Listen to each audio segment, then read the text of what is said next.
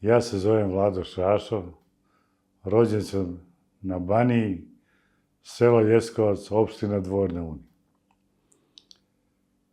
Imao sam tu sreću da sam otišao na školovanje za Beograd, gde sam završio školovanje i započeo radni odnos. Banija mi je uvek ostala u srcu i svoje rodno selo sam uvek redovno posećivao. Moji roditelji Petar Šašo i Ljubica Šašo živeli su u selu Ljeskovac, opština Dvor na Uni. Ljudi su živjeli na svom domaćinstvu, gde su othranili nas 5 dece. Imali su penzije, poljoprivredne penzije u to vreme, oboje su bili, ali oni su i dalje mukotrpno radili i obavljali, čak šta više i previše, uvek misleći na decu, treba će neko.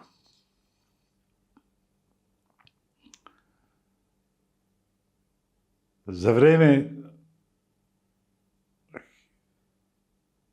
početak nesrećnog rata, 1991. godine, ja sam odlazio redovno zbrinjavajući lekovima i koje kakvim potrepštinama, pošto tamo je već uveliko bio rat. Jeste na našem području, u našim selima, nije se toliko osjećalo, ali rat je uveliko buktao.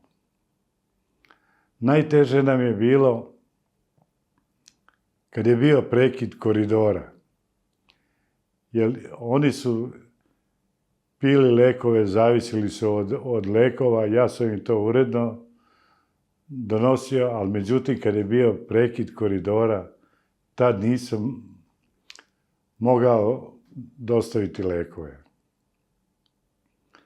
Konačno, kad je koridor osposobljen, ja sam odmah potrčao na Baniju.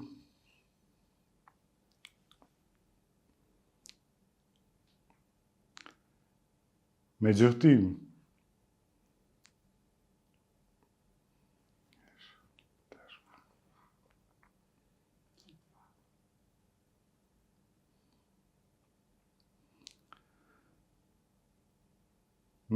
majka me dočekala rekavši: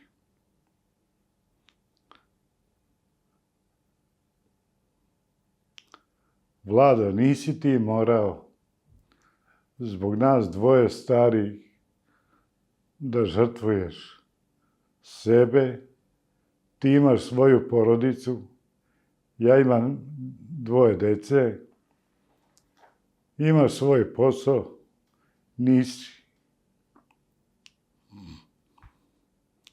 nisi trebao da dolaziš.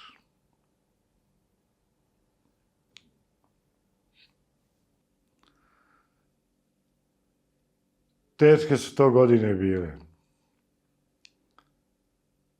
Još najviše što sebi pribacujem, ja sam 30. jula 1995. godine, pred samu Oluju, bio u selu svome i bio kod svojih roditelja. Pošto sam uzeo godišnji odmor i tad sam im obećao da idem da odvedem decu malo na more i da se vraćam ponovo.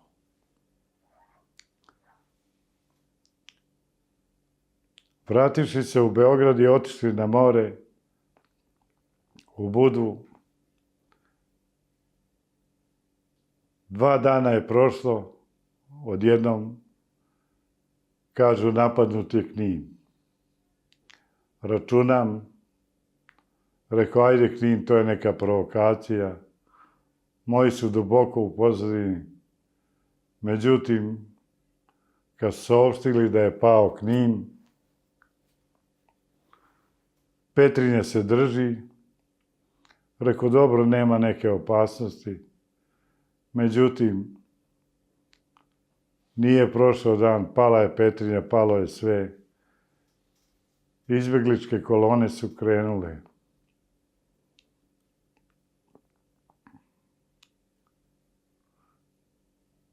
Nisu znao šta da radi. Brat mi je bio u Zagrebu. On nije mogao čak tokom rata ni da dođe na Baniju. Jer je trebao da ide preko Mađarska, a sve je to bilo jako rizično.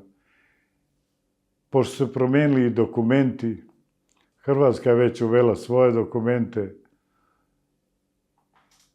nije mogao da rizikuje i on sa porodicom bio tamo. I on je čekao da nešto dođu neki bolji dani.